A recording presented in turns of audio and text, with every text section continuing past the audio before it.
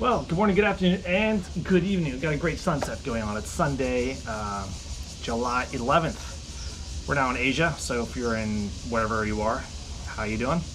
New environment, and a quick discussion today. Today we'll talk about some kind of philosophy.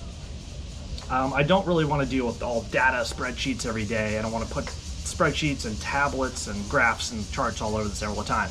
You will get that occasionally when I do talk about more serious due diligence, especially related to the long con. I'm going to be making a part 2 and talking about that Citadel's relationship to becoming more than a market maker and some other things. But most of the time I do want to talk about behavior analysis, some philosophy, and some other data and information that relates to us as human beings in relation to the greater picture about exactly just thinking outside the box. And today I want to talk about what stands in the way becomes the way.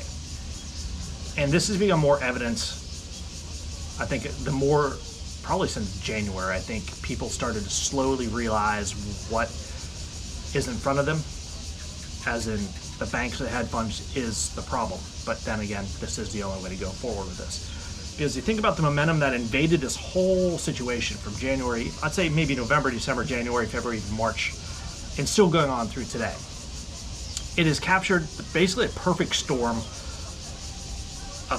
of an event that people have experienced knowing how to ride it, the experienced traders, investors, swing traders, and just people in general, to new people who are learning how to deal with this new perfect storm of an assets, basically, because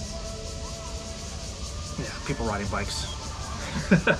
So it's a matter of people understanding what's going on. A lot of people made their fortunes and they sold their small fortunes off in January, sold in February, some sold in March. But a lot of people, they held on to them, and that's holding on to it is understanding the obstacle that is the way.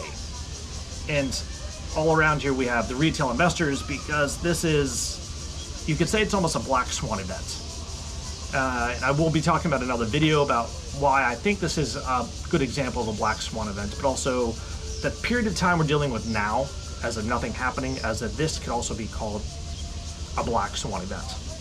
So what stands in the way is the only way, becomes the way. Hedge funds, banks, policymakers, the news outlets, they're going to stifle the news. They're going to have Senate hearings to try and show the issue, but they don't really confront the issue. All right, market makers and others, they flaunt and they call us basically fools. They call us reckless, and it hasn't helped them. You know, they try to confront us and give us a lot of FUD, but that's fine, because all these obstacles are the way we're going through this, right? You know, it's the way Robinhood and all these other banks, they created everything in the shadows and keep kicking the can further down the road, and that's what it is. So with all these obstacles, with all these new obstacles, we don't want them to happen, but we can focus on how to use this and keep going forward with this. And I think that's what has proposed all this momentum. Going through all the new due diligence and all the discoveries of the dark pool, talking to all the AMAs and getting all of the things out in front of us, because, you know, new things will come. These new obstacles will come along all the way. And you have to think this is a chance to practice, and everything that happens to you and I, and we have basically presented with the different things to answer, to try and solve, or to basically confront all these obstacles in our way.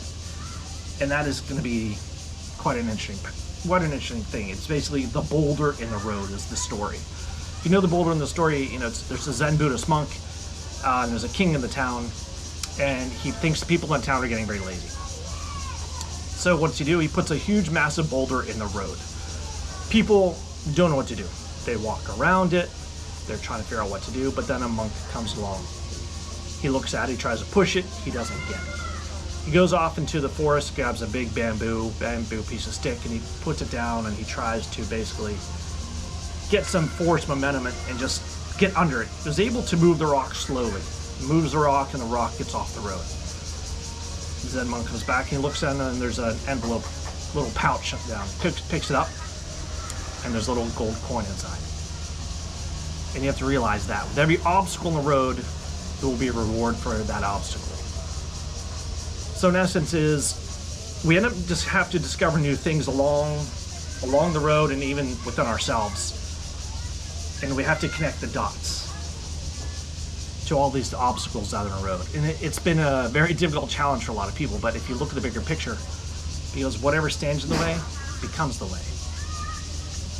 And to me, I think most people have had a great chance to learn a lot and to take away more than this than they ever could have happened by just becoming a day trader, by just throwing your money into an account and just choosing a stock that, hey, you know what, I like this. But because of the momentum and just exactly the situation that happened, AMC and GME became the perfect situation, the perfect stock for people to learn about.